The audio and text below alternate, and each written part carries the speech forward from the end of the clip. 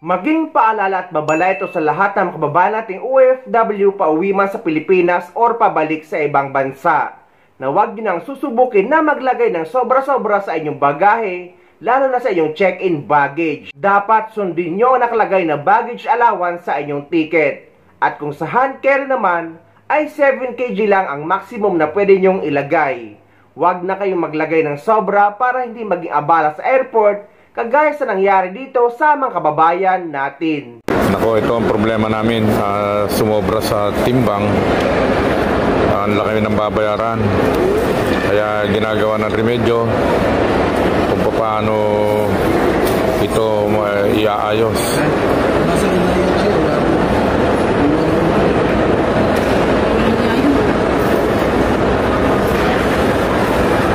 Hirap nito, hirap. Hindi nga kaya dito sinabi. Hirap ang inabot namin dahil yung bag ni King pahirapan. Nagbawas na, marami nang nabawas. Lalapat ba? Sumisiper. Sumisiper yan. Yan lang yan. Yan na yun. Din. Tumulong ka.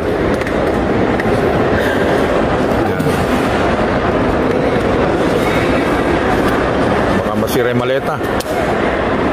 Sa mga simulat.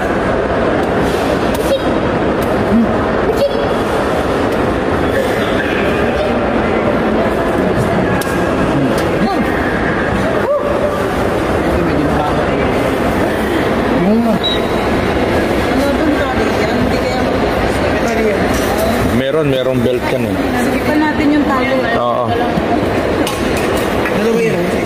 Sige yan, may belt.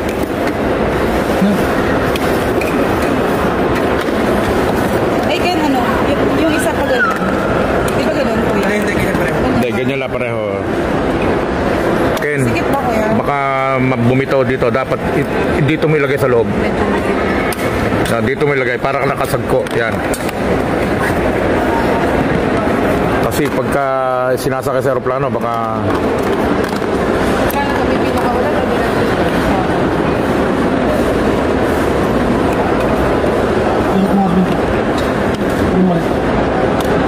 Ayun, nalapat na isa.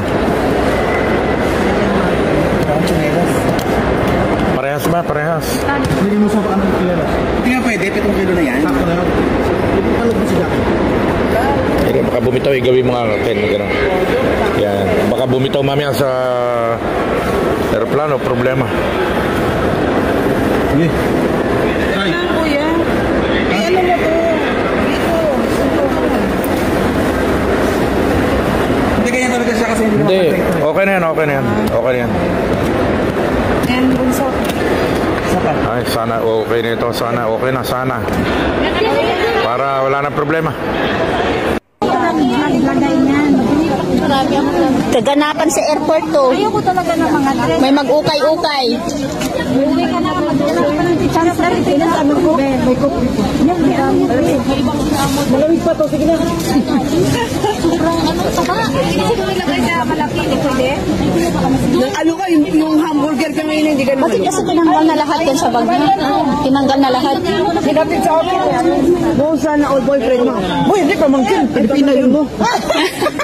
Direct to the point. Hindi mo pa dinagdagan yung hamburger. Tapos natin may apa. Ako isa eh. Mamaya ko nakainin eh. Hindi sila yun na yun. Ate baka magutom ka. Okay lang ka. Coke naman.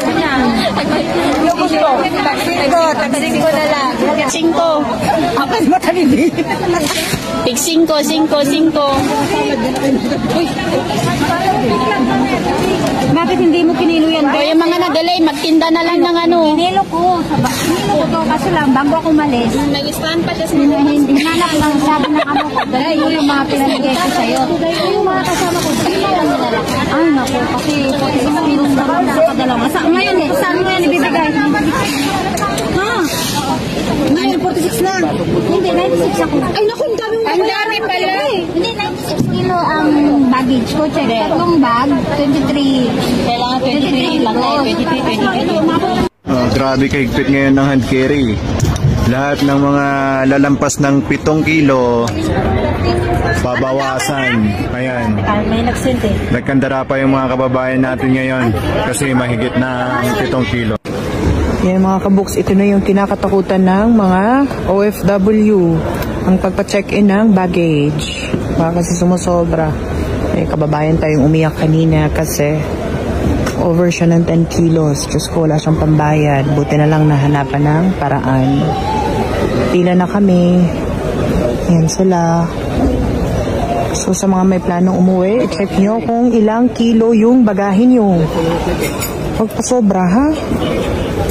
Sinako. Destiny talaga yung magja-judge sa inyo kung makakauwi kayo na mababawasan yung bagay. Sayang yung chocolates.